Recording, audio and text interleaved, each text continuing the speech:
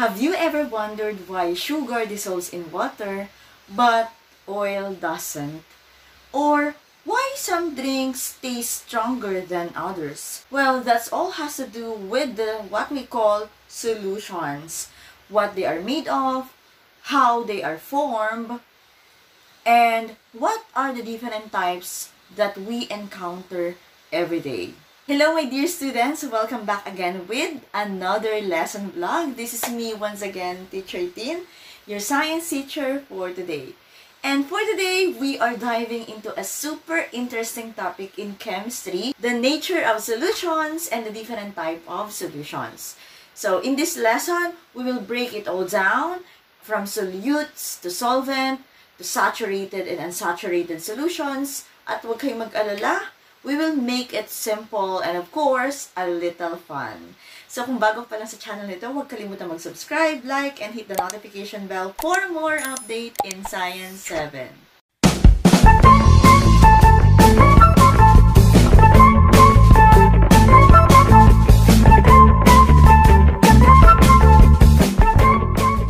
Salt water, sugar water, vinegar, alcoholic beverages, the air, the carbonated drinks, alloys, or dental amalgam.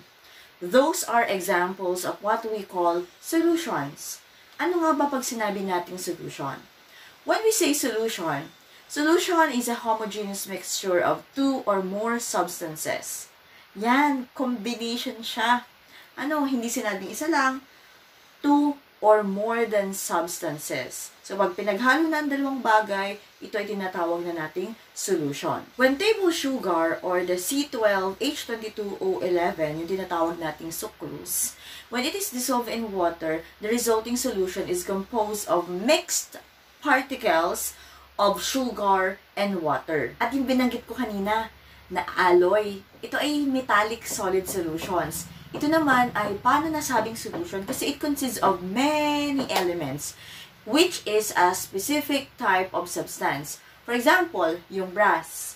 So, yung brass is also a solution kasi ito ay kinocompose or binubuo ng copper at saka ng zinc. Ang alloy na tinatawag natin na solid solution, kagaya ng brass, may zinc at may copper siya. So, ang steel naman, yan. So, binubuo naman to ng carbon at saka ng iron. Yung binanggit ko kanina na dental amalgam, binubuo naman to ng mercury at saka ng silver or other metal. Always remember that solution has two components, solute and solvent. Ano naman ang meron sa solute and solvent? The solute is a substance being dissolved, while solvent is the dissolving medium. Kunwari, nagkape ka. Meron kang kape na 3-in-1 at may tubig. Alin doon ang solvent at alin doon ang solute. Yung solute, yun yung kape. Yung solvent, yun yung tubig. Yung solute, yun po yung itinitimpla natin or tinutunaw. At ang solvent, yan naman yung pantunaw. The solute is usually the substance present in smaller amounts compared to the solvent. O, nakakita ka naman, nagkape ka na ba na mas madami pa yung kape kaysa dun sa tubig? Di ba hindi?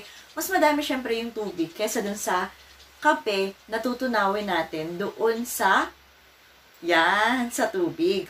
In a sugar solution, sugar is the solute and the water is the solvent. So, lagi nyo tatandaan, between solute and solvent, ang solvent lagi ang madami at ang solute ay kukunti lang dahil ang solute siya ang tutunawin natin sa solvent which is yung tubig.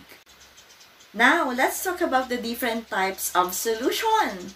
Alright, so what are the properties of solutions?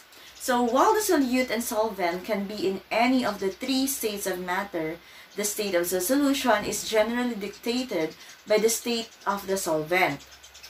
Mixing gases in any proportion produces a gas solution. So, pag dinisolve natin ang gas, liquid, solid, in a liquid solvent, it will produce a liquid solution. Liquid solutions that use water as the solvent are referred to as aqueous solution. Kapag hinalo natin, kahit anong type ng gas, ay minix natin sa proportion ng solution, ito ay tinatawag na gas solution. Okay, example ng gas solution, air, carbonated drinks. Kapag naman dinesolve natin ang gas, liquid, or solid sa isang liquid solvent, okay, ito ay magpuproduce ng liquid solution. Pero ang liquid solution, kapag ang liquid solution, okay, ginamitan natin ng water as solvent, alright, so it will be aqueous solution. Sa solid solutions naman, kagaya ng alloy. In solid solutions like the alloys, so, yung solute atoms, ito po ay dinidisperse throughout the atomic or molecular arrangement of solid solvent. So, example sa brass, ito yung pinaka-example ng solid solution.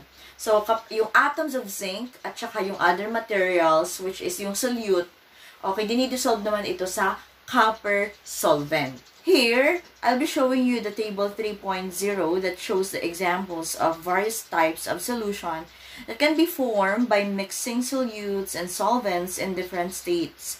So, dito ay meron tayong makikita na 5-column solution, the solvent, the solute, the example, and the components. So, sa gas solution, kapag gas yung solvent natin, tapos ang solute din is gas, example, yung air.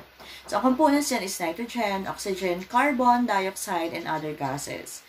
Okay? So, kapag naman ang solvent natin is liquid at ang solute natin ay gas, so, ang example ay carbonated drinks. So, ang components yan is the carbon dioxide in water. So, pansinin nyo naman sa liquid solution. Alright? Ang ating solvent, yan, ay liquid. So, ang solute ay liquid, inunaw sa liquid. Example nun is rubbing alcohol. The components ay isopropyl alcohol and water. For the solute, alright, solid, dinissolve sa liquid. So, seawater an example. Sodium chloride, magnesium chloride, and other salts in water. Example, gas, dinissolve naman sa solvent. So, it will produce a liquid solution. Example is hydrogen in palladium metal. And the components are the hydrogen and palladium. And example, solution ng solid. So, solute natin ay liquid solid. Solute ay solid.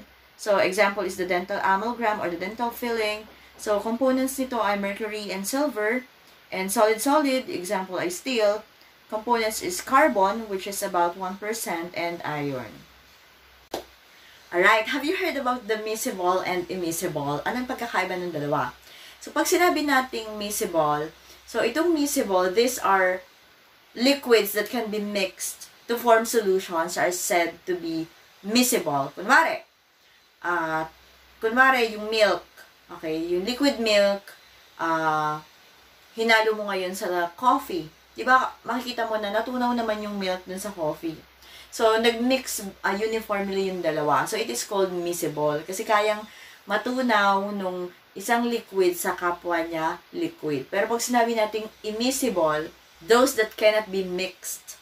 Example, oil and water, that's immiscible. Hindi naman kayang matunaw ng tubig or ng oil yung ito sa water. So, that's immiscible. For gases, the term mixing is used rather than dissolving.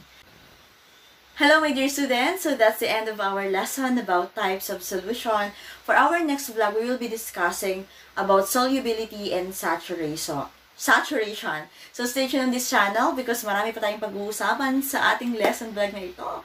So, thank you for listening. This is me once again, Teacher Dean. Kung may gusto pang i-discuss natin, just leave your comment below at pupusuan natin yan at ating gagawa ng paraan para magawa natin ng video.